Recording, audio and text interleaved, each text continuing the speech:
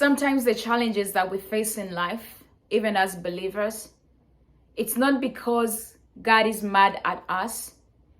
It's not because there is something wrong we are doing. It's not because we are not living the way God wants us to. It's not because there is a gap we are missing. But when we read John 15, verse 2, it says that every branch in me that bears fruit, he cuts away. But every branch in me that bears fruit, he prunes so that it may bear more fruit. I want us to focus on those two verses here, that specific verse here. We are the branches. Jesus is the true vine, and God is the vine dresser. It kicks off with a relationship with God. It kicks off with a relationship that Jesus demonstrates that he has with the Father. And him being the true vine, we being the branches, we are all connected. There is a relationship that is required. You can't be fruitful without being relational. Because if we're not relational with God, how can we expect to bear fruit? Another thing is that even when we are able to bear fruit, we still have to go through a pruning. And this is where I began with that. Pruning at times has a cutting process that it has to do. Remember, there's two things that are happening in this particular verse here. A branch that does not bear fruit, he cuts away or he takes away. And the branch that bears fruit, he prunes so that it may bear more fruit. Us not bearing fruit as believers is us saying we are failing or we are misrepresenting God. Because fruitfulness is one of the expectations from God. And the verse that says that you will know that they are my disciples by their fruitfulness.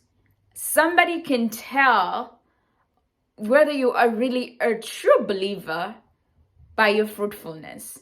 It is so important that Jesus attaches fruitfulness to one of the keys of identifying who a true believer is or one who is a true prophet is by their fruitfulness. It's not their status. It's not their theology. It's not their status. It's not how many degrees they have. It's not what they're dressed. It's not their image. It's not the language they speak. It's not their stature. But fruitfulness is the measure of a believer. Is the measure of somebody who truly, truly, truly has a relationship with God. And that is how we are able to identify them. Now, he prunes a branch that bears fruit. Now, this is where I came in and say, God, why would you prune, something that is already bearing fruit? But if you're a farmer, you would know that each and every tree that bears fruit, a farmer goes and prunes it, cutting away so that it may make room for more fruit. This happens in our lives. God cuts us, right? He cuts us. God cuts us. And those are some of the hard times we experience in life. Those are some of the challenges that drive us to rock bottom. Those are the things that we go with unanswered prayers. Those are the things we encounter in life as believers. And at times we even ask God, is this really you? Is this even God? Does even God love me? Does he even exist? We even question his existence, right? Because we think like we've walked with him, we've prayed, we've fasted, we've done everything that the Bible has commanded us to, right? We feel we have, at least to the most part, we feel that we have. But God truly takes us through this process because he wants us to grow up. God just doesn't want us to remain at the same level year after year, year after year, year after year. He wants us to mature as believers, mature in our faith, grow in our dependence on him, grow in trusting in him, to take away the focus off of ourselves completely and then put our full focus right on God. And at times, this is one of the hard things we have to do because, as human beings, it's literally, we want to be able to figure out everything. We want to be able to have the answers, we want to be able to figure out things, we want to know what does the future hold. Forgetting that God is the only one who knows the future. And so why does God take us through a pruning process? Because he wants to build our character. Because your next step is going to require you to be a different kind of person. It's going to require a different you to be able to even partake of what God truly has for you ahead. And so he has to prepare you. He has to take you through this process of being cut away. This process where you feel like you've come to the end of yourself. This process where you feel you're heartbroken. This process where you feel everyone has deserted you. Maybe you're all alone. Maybe you've encountered loss. Maybe you've lost everything you have. Maybe you're facing this disease that you don't know what is going to happen. Maybe you've literally, your family is falling apart, your marriage is falling apart, your business is falling apart, your church is just in a place that you don't even understand, and God takes you through that process. And at times we think God is silent, but rather God is working on our character. He's literally working on our faith, on our dependence on him, on our trust in him. Trying to show you that I can cut away this thing, because you're not going to need this in your next journey. You're not going to need this in the place that I'm taking you. You're not going to need this friendship in the next phase of your life that I'm taking you. So God tries to cut those things away. And at times we feel like we are losing, that we are losing everything we have. But God is saying, I am preparing you for what is ahead.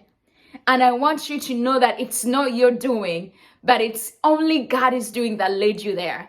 So in the end, it's God who gets the glory. In the end, it's God that he alone can only get the glory, and not you. Not your doing, not your ability, not your talent, not your wisdom, not your degrees, not your status, not your image, but only God.